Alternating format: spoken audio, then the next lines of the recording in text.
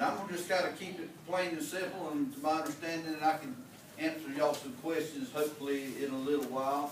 I'd like to tell you a little bit about myself. I was born in 1956. That was a long time ago.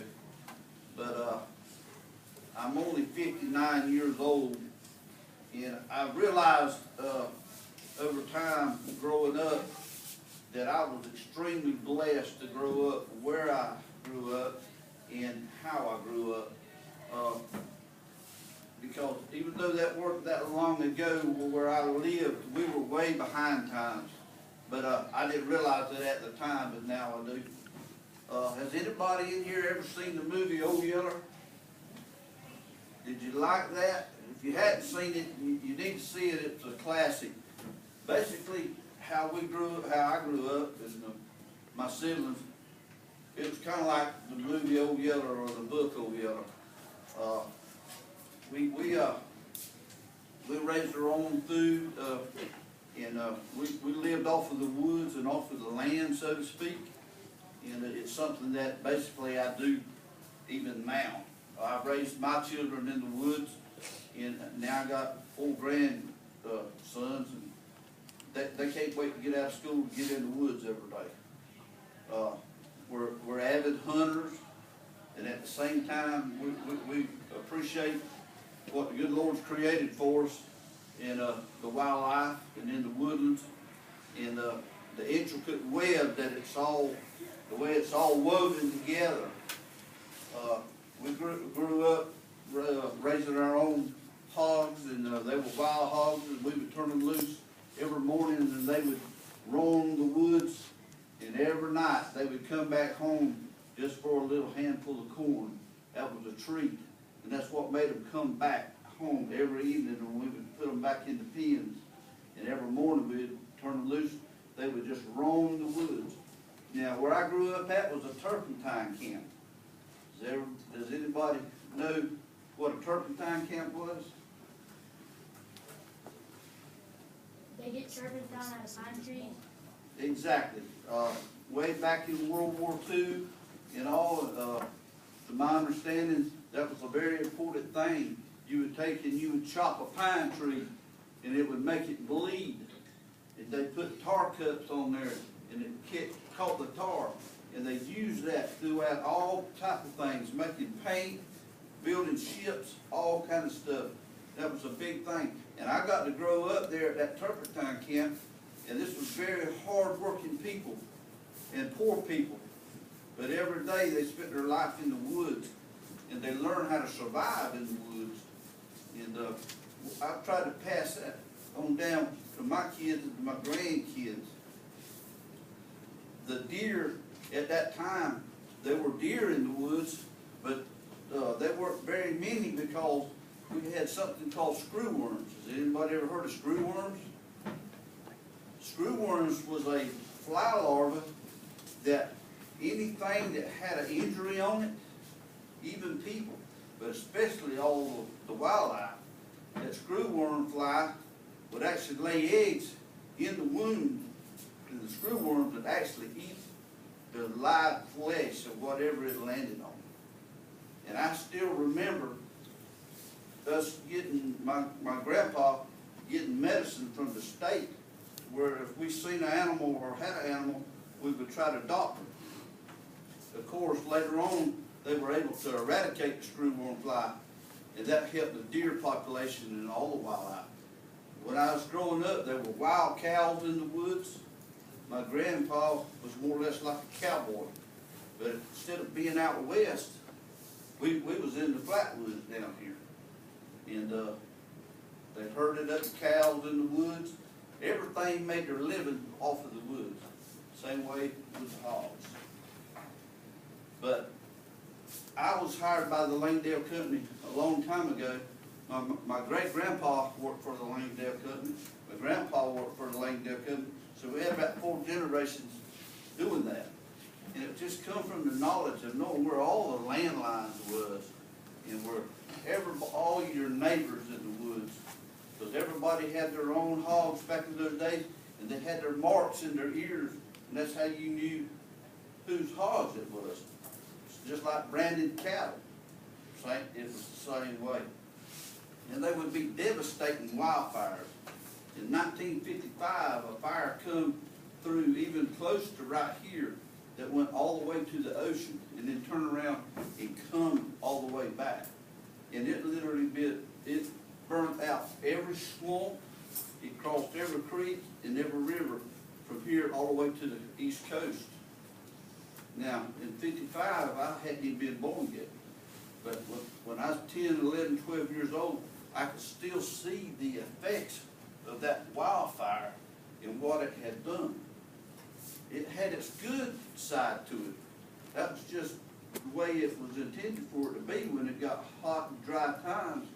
A lightning fire would start the woods on fire, and it would actually burn the swamps and all out. Well, that was great for the fish.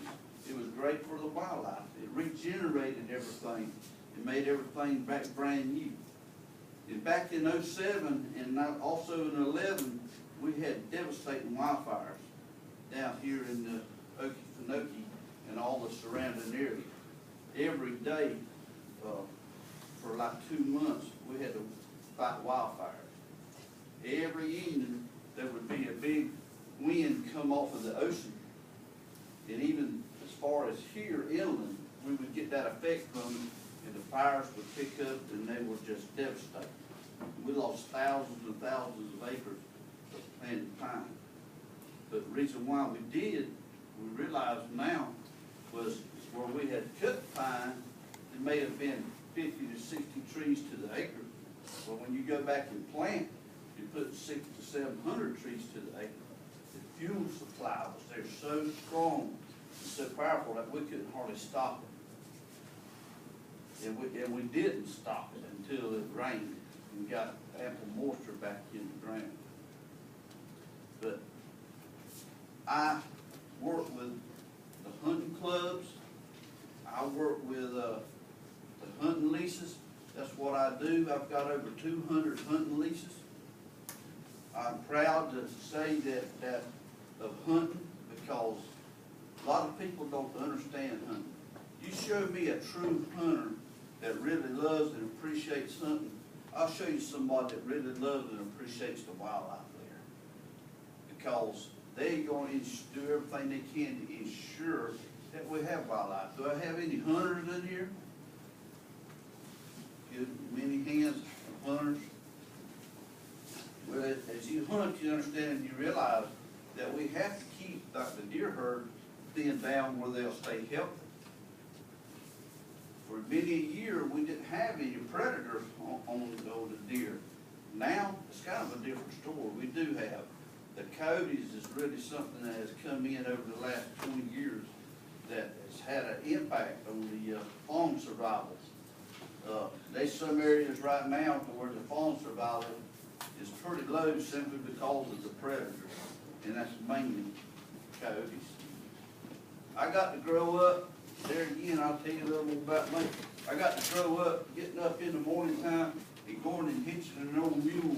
And I ain't talking about one with a motor on it. I'm talking about one that has 4 legs, hitching a mule to a wagon, jacking the old wagon up, greasing the wheels on it, and just spend the whole day in the woods picking deer tongue. Deer tongue was a plant that grew wild in the woods and still does. We would pick deer tongue. We would get fat lighter. Fat lighter was old growth pine trees. That's how my grandma cooked. She cooked with it. That's the way we warmed with it. And I don't mind telling some of you, I was 17 years old before we had running water in the house. And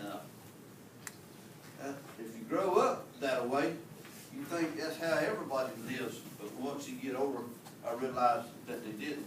But I also realized that I was blessed to be able to see those things and see those days, because it gave me a great appreciation for when things was a little bit easier, a little bit better. But I would take nothing for those days. I can remember on a cold South Georgia morning, I could hear my grandma breaking the ice in the water jug just to try to make some coffee, and that was inside the house, not outside. heated with firewood. That was the only thing we had. And, like I say, I thought that's how everybody lived at the time, but they didn't. But, there's so many things that we got to do. We lived on a creek called Swan-Itchy Creek. We all went fishing. We probably wouldn't got raised if we hadn't had that creek. That creek supplied fish for us and an occasional alligator too. And we spent a lot of good days down there. Our whole family would load up on the old mule and wagon, and it'd take us about an hour and a half to get there. I'm talking about my mom, my brothers and sisters, our kinfolk. We'd be on that mule and wagon, and we'd go spend all day down at the creek. And us kids would be swimming and fishing and all. And my grandmother, she'd take bricks and put it in a place. She had a frying pan that was that big around. And we just left it down there in the woods. That way it would always be there when we went back. And we would fry fish all day long and have a good time.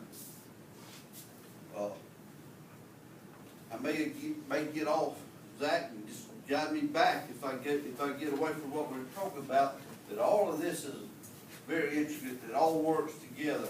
I grew up appreciating the woods, and I still do to this day. I do all I can, and we do as a company to try to protect the woods and the wildlife. We got a lot of good people that are hunters out there that helps us, that kind of looks after things too. Because they appreciate the wildlife and all too, like we do. And anytime anybody's got a question, I welcome you to just raise your hand, and I'll answer you the best that I can. But, Mr. Cliff, I have a question. questions? I have a question. What do you, with the coyotes, is that something that's a problem, or is that something are we accepting that that's okay, or is that something that y'all deal with as a hunting club? How do you deal with that, I guess? Zach, several years ago, a lot of the biologists were saying, hey, that's okay. We need these natural predators, And we do need some of that, a certain amount of that, to keep the herds healthy on things. But in drought years and harder times, it's become evident now that the coyote is a major problem. In some areas, they've done studies, and it's got to where it'll take up to 5 does to get one fawn up to a year and a half old. That's how heavily the predators are on the fawns. Coyotes are extremely, extremely smart. And I killed more coyotes this year while I was deer hunting than I ever have in my life. And as a matter of fact, just last night, my dogs bark all night long. And the reason why, we've got ducks, and my wife has ducks, and them coyotes are coming up there and catching the ducks at night. And but they bark all night long at these coyotes.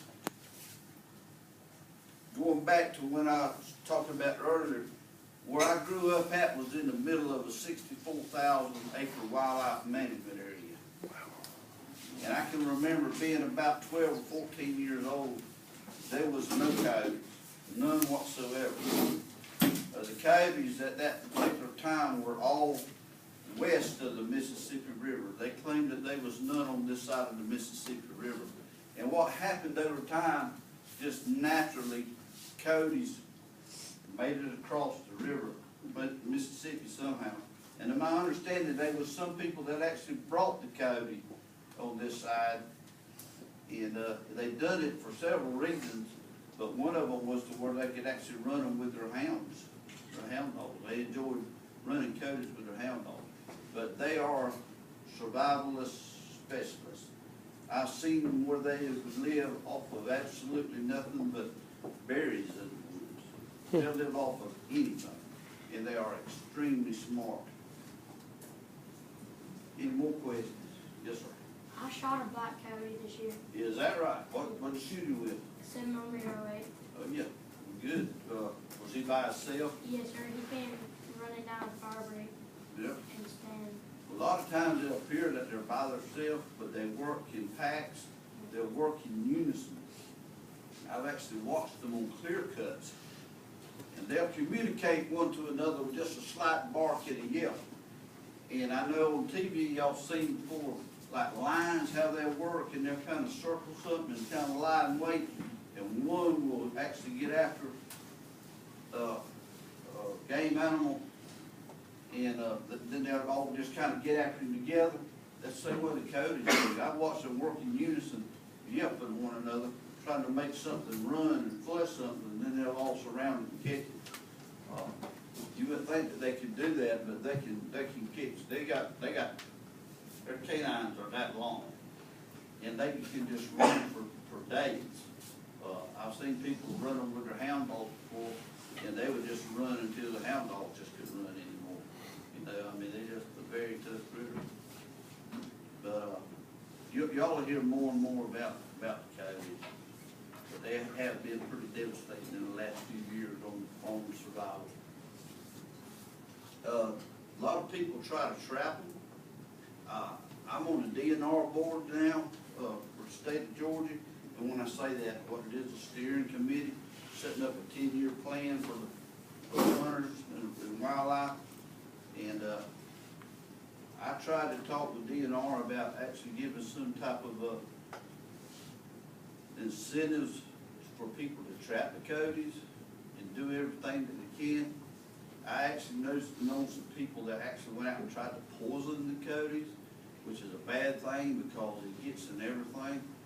But it's getting to the point where people are very frustrated when they're trying to protect the wildlife out there, and the coyote is involved in it, as detrimental as they are to the wildlife. What would y'all do? What would y'all do if there was a reward system, an incentive or whatever? What would happen to the coyotes? They get sent back west, or they just they'd be shot? Like, okay. I didn't know if there's incentive to keeping them alive versus. No, there's some areas, to my understanding, that no. Now, with that being said, they actually got pens now that a lot of times they trap coyotes. It wasn't a few years ago. People would pay up to $100 a piece for the coyotes, and they would put them in big enclosures. And the coyotes had it made when they done that, and people would actually run them with their hound dogs in this enclosure. But these coyotes had it made because they fed them. They fed them dog food, and they also had places where the coyote could get away from the hound dogs, and the hound dogs couldn't follow them, you know. In other words, once they got a pretty good bit of pressure on them, they had an escape route they could always go to. But there again, that's some of the reason why we had them to start with, and they got out of those pens years ago. But can you talk about some of the effects of, like, they tried to poison some of the coyotes to lower their population? Could you talk about some of the effects that might, like, trickle down to other organisms or plants even? I sure will. I sure will. Yeah, that's something that, depending on what type of poison people would use, some of the poisons have an extremely long afterlife, and it would get directly, in other words, if a coyote ingested it and died, well then a buzzard, he got on that coyote, and he died, and then another bobcat that night, ate the buzzard, he died, and it's a never-ending chain there with some things, to my understanding. That's something I've always been against people doing, because you go from one thing right to something else, you know. And I think I neglected what I was going to tell you. I had started when I was a young boy. The wildlife officials come down there because there was packs of wild dogs that started banding together, and we started finding wildlife scattered throughout the woods where the packs of wild dogs had killed them. And at that time, they used a poison called strychnine. And I can remember seeing the effects of that on the, but now I don't think strychnine had afterlife of some of the other poisons that I have heard and seen people use. What kind of poison is that? Is it like something they're going to ingest by eating, like something they're trying to get them to eat, almost like cyanide for like rat poison, or? Well, actually the poison that I've heard and seen herd of people using is called chemical. Yeah. And I think originally it was, something used for cotton. And the old, name for it was called two-step. Does anybody know the reason why they would call a poison two-step?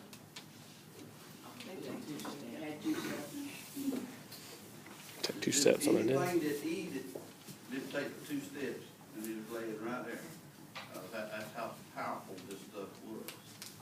I actually heard, this is us talking. I know a guy years ago that the coyotes were getting so bad that, when his cows was having their calves, that every time that happened that night, the coyotes would come and kill the calves. Well, this particular fellow was a farmer, and he had some of this stuff, and they had killed a calf early that morning before daylight when he found it.